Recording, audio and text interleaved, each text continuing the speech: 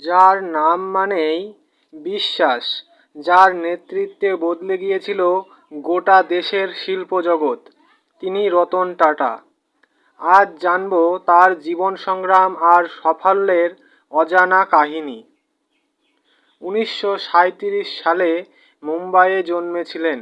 বাবা মায়ের বিচ্ছেদ হয়েছিল ছোটবেলাতেই, কিন্তু দাদিমার আদর আর শিক্ষা তাকে তৈরি করেছিল এক অনন্য মানুষ হিসেবে।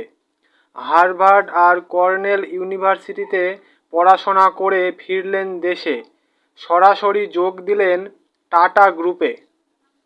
তবে শুরুটা সহজ ছিল না। অনেকেই বলেছিলেন, এই সফিস্টিকেটেড ছেলে টাটা সাম্রাজ্য চালাতে পারবে না। কিন্তু রতন টাটা চুপ করে কাজ করলেন।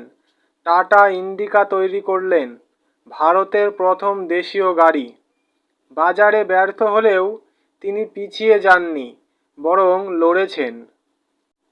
2008 সালে যেখান থেকে ফোর্ড পিছিয়ে এসেছিল, সেখান থেকেই জ্যাগুয়ার ল্যান্ড রোভার কিনে নিলেন মাত্র $1।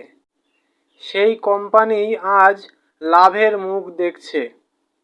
বিশ্ব তাকিয়ে দেখেছে ভারত কিভাবে জয় করে বিদেশি ব্র্যান্ড।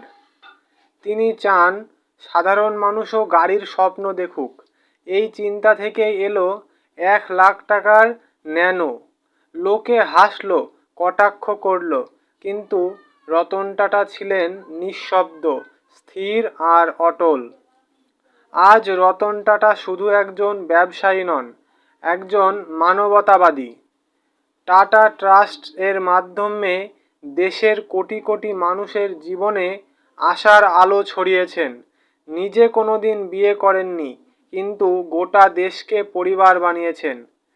তার কথায়, I don't believe in taking right decisions, I take decisions and make them right. এটাই রতন টাটা, এক বিস্ময়, এক অনুপ্রেরণা, যার জীবনের প্রতিটা অধ্যায় আমাদের শেখায়, স্বপ্ন দেখো, লড়ো আর সফল হও। ধন্যবাদ সকলকে।